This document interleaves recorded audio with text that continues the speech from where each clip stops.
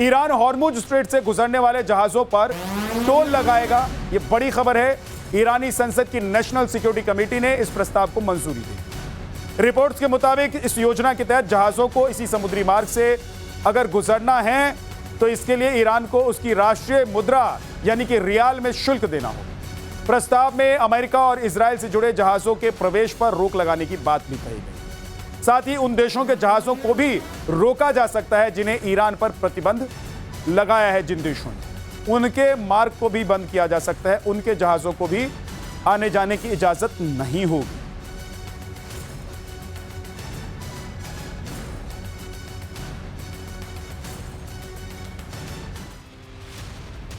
पश्चिम Asia में छिड़ी जंग अब केवल दो देशों के बीच का सैन्य संघर्ष नहीं रहेगा, बल्कि यह एक अंतर्राष्ट्रीय समस्या से जूझने वाली और अंतर्राष्ट्रीय समस्या में बदल चुकी।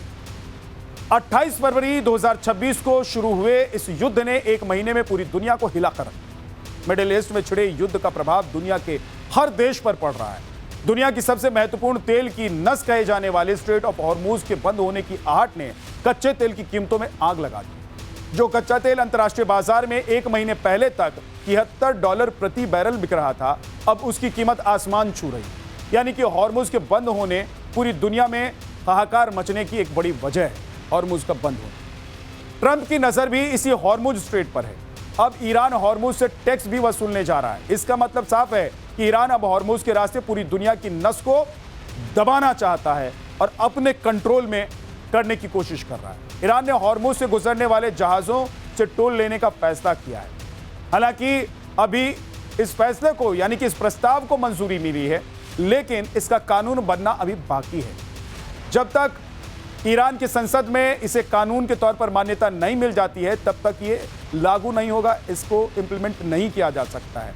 लेकिन एक बात तो स्पष्ट है कि अगर इस प्रस्ताव को ईरान ने मंजूरी दे दी है तो आने वाले दिनों में आपको दिखाई देगा कि कानून बनकर ये जहाजों से पैसा भी वसूले।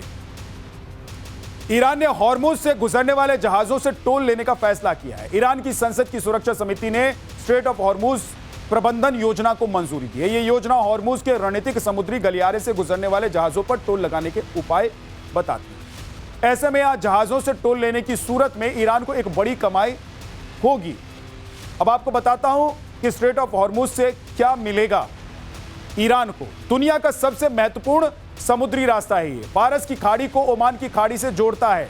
ईरान के दक्षिण और ओमान यूएई के उत्तर में है ये। स्ट्रेट ऑफ हॉर्मुज का रास्ता बहुत संकरा है। स्ट्रेट ऑफ हॉर्मुज की चौड़ाई सिर्फ 33 किलोमीटर की है। दुनिया का 20% कच्चा तेल यहीं से होकर गुजरता है। Saudi Arabia, Iran, Iraq, Kuwait, UAE, Qatar से गुजरने का ये रास्ता है। भारत, चीन, जापान, दक्षिण कोरिया पर इसका सबसे बड़ा असर है। भारत का लगभग 80% कच्चा तेल इसी रास्ते से होकर आता है और इसीलिए दुनिया भर में हाहाकार मचा हुआ। स्ट्रेट ऑफ हॉर्मुज खाड़ी देशों के तेल को दुनिया के बाकी हिस्सों तक पहुंचाने वाला प्रमुख मार्ग है। Saudi Arabia, Iran, Iraq, Kuwait, Qatar और यूएई जैसे देशों का तेल मुख्य रूप से इसी रास्ते से होकर जाता है। यह लगभग 167 किलोमीटर का लंबा रास्ता है। यानी कि जैसे ही हॉर्मुज को बंद किया जाता है या फिर इस पर टैक्स वसूला जाएगा तो इसका असर पूरी दुनिया की एलपीजी और पेट्रोलियम पदार्थों पर पड़ेगा। तेल और गैस महंगे हो जाएंगे। ये तो तय है कि अगर टैक्स लगाया जाएगा तो दुनिया के जिन भी देशों में इस रास्ते से होकर तेल या गैस पहुंचते हैं वहां पर इसका असर दिखाई देगा। और यही वजह है कि हॉर्मुज स्ट्रेट को बंद करने के बाद, सिर्फ इजाजत वाली जहाजों को वहां से आने जाने देने की इजाजत के बाद अब यहां टैक्स लगाने की पूरी तैयारी ईरान ने कर ली है। आप सोचिए, जो बाकी रास्ते हैं उन रास्तों पर अगर कुछ हो जाता है कल तो क्या होगा। अब आप यह भी समझ लीजिए कि हॉर्मुज आखिर इतना महत्वपूर्ण क्यों है। विश्व की कुल तेल खपत का 5वां हिस्सा हॉर्मुज से होकर गुजरता है। हॉर्मुज स्ट्रेट का सबसे पतला हिस्सा 33 किलोमीटर का चौड़ा है, जो मैं आपको दिखा रहा था, और इसमें दोनों दिशाओं की शिपिंग लेन 3 किलोमीटर चौड़ी है। पिछले साल यहां से रोजाना 20 मिलियन बैरल तेल की सप्लाई की जा रही थी। कतर भी अपनी एलएनजी यहीं से सप्लाई करता है। ईरान खुद भी यहीं से तेल सप्लाई करता है। अमेरिका, इजराइल और उनके सहयोगियों पर दबाव बढ़ जाएगा अगर इस रास्ते को कंट्रोल कर लिया पूरी तरीके से ईरान ने। तेल सप्लाई रुकेगी तो अर्थव्यवस्था को नुकसान पहुंचेगा। भारत का 90% एलपीजी इंपोर्ट हॉर्मुज से ही होता है। हॉर्मुज बंद होने से वैश्विक तेल सप्लाई में 20% की कमी आ जाएगी। और जैसा कि आजकल आप देख रहे हैं कि तेल सप्लाई में कमी आ गई है, दुनिया भर में आप देख रहे हैं कि तेल को लेकर और गैस को लेकर चीख पुकार मचने लग गई।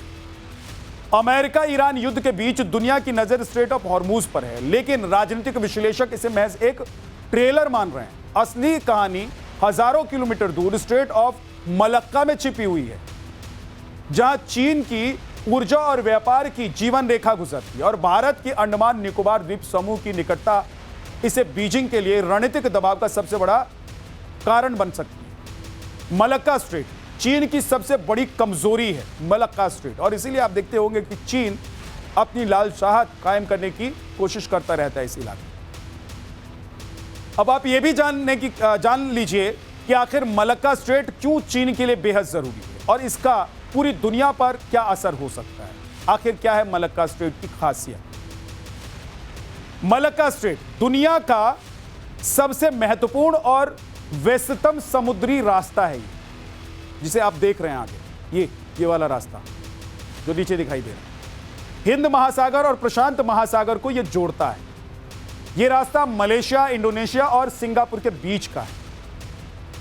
800 किलोमीटर लंबा एक संकरा जलमार्ग है। दुनिया का 40% से अधिक समुद्री व्यापार यहीं से होता है। चीन, जापान, दक्षिण कोरिया सहित कई एशियाई देशों को सप्लाई होती है यहां से, यानी कि एक सप्लाई लाइन है। चीन अपनी खपत के करीब 80% का जो कच्चा तेल है यहीं से मंगवाता है। यहां से सालाना 90,000 से ज्यादा जहाज गुजरते हैं, जो पनामा नहर से 19 गुना और स्वेज नहर से 4 गुना ज्यादा बड़ा है। हॉर्मुज स्ट्रेट की ईरानी नाकेबंदी से उभरे संकट का दुनिया अभी तक हल ढूंढने में जुटी हुई। उधर बगल में ही एक बड़े समुद्री मार्ग पर नया खतरा खड़ा हो गया। यह टेंशन लाल सागर के दक्षिणी छोर पर स्थित बाब अल मंदब जलडबरू मध्य को लेकर है, जो अब ईरान की अमेरिका और इजराइल के खिलाफ जंग का दूसरा मोर्चा बनता जा रहा है। दरअसल यमन ने ईरान समर्थित हूती विद्रोहियों को भी इस युद्ध में एक तरीके से आप कह सकते हैं कि ईरान के समर्थन में वो शामिल हो गए और ईरान को सपोर्ट कर रहे हैं। हूती विद्रोही वो युद्ध में कूद गए और इसके बाद से एक्सपर्ट्स को चिंता सताने लगी है कि अगर हूतियों ने यमन के पास इस संकरे समुद्री मार्ग पर भी हॉर्मुज वाला प्लान लागू कर दिया तो दुनिया में सबसे बड़ा ऊर्जा और व्यापार का संकट पैदा हो जाए। बाब अल मंदब एक अरबी शब्द है जिसका अर्थ होता है आंसुओं का दरवाजा। करीब 100 किलोमीटर लंबा और 30 किलोमीटर चौड़ा यह मार्ग यमन और हॉर्न ऑफ अफ्रीका कहे जाने वाले जिबूती और इरिट्रिया से अलग इसे करता है। आइए अब आपको बताता हूं कि बाब अल मंदेब की खासियत क्या है। लाल सागर के दक्षिण छोर पर यमन और जिबूती के बीच में यह है। लाल सागर को अदन की खाड़ी और हिंद महासागर से यह जोड़ता है। करीब 30 किलोमीटर चौड़ा और वैश्विक व्यापार का एक मुख्य मार्ग भी है। स्वेज नहर के जरिए हिंद महासागर और भूमध्य सागर को जोड़ने वाला यह एक मार्ग है। यह दुनिया के सबसे व्यस्त समुद्री मार्गों में से एक माना जाता है। दुनिया का लगभग 10 से 12% कच्चा तेल रोजाना यहां से गुजरता है। जहाज हादसों की वजह से यह आंसुओं का द्वार कहलाता है।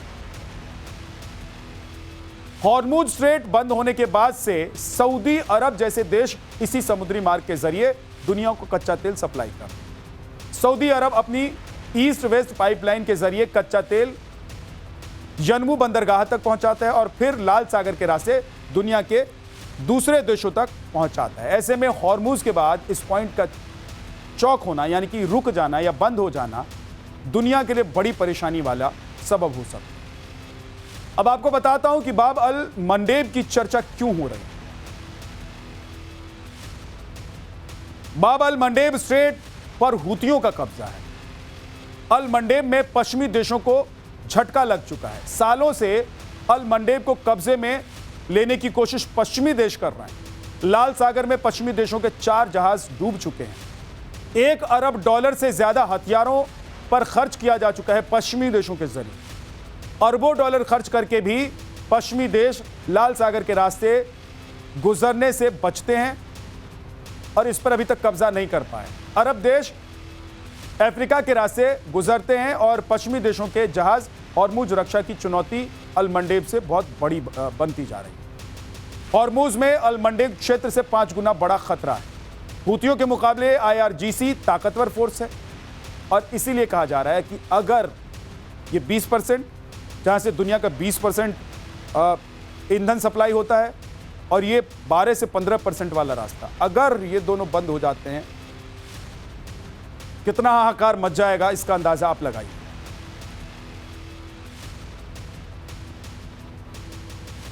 स्ट्रेट ऑफ जिब्राल्टर ये यूरोप और अफ्रीका के बीच का मुख्य द्वार है जो अटलांटिक महासागर को भूमध्य सागर से जोड़ता है। यह भी दुनिया के लिए काफी अहम जलमार्गों में से एक है। जिब्राल्टर स्ट्रेट की क्या खासियत है यह भी अब आपको बताता हूं। आखिर इस रास्ते से दुनिया कितनी प्रभावित होती। यूरोप और अफ्रीका को अलग करने वाला समुद्री रास्ता है। अटलांटिक महासागर को भूमध्य सागर से जोड़ता है। लंबाई केवल 14 किलोमीटर और चौड़ाई करीब 60 किलोमीटर।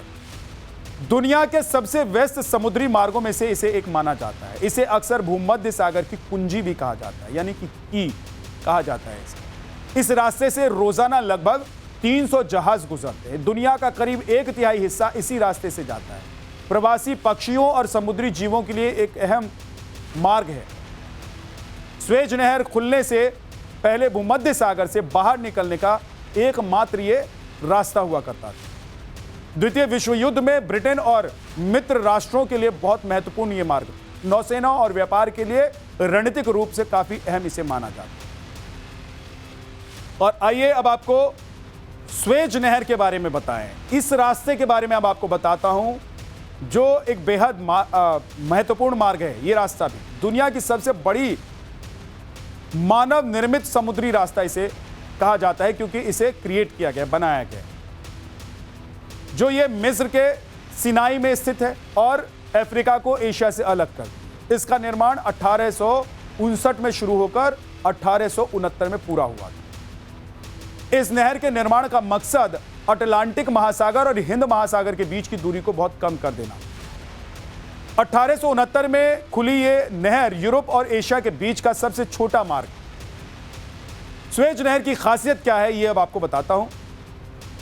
स्वेज नहर की खासियत यह है कि दुनिया की सबसे लंबी मानव निर्मित नहर है।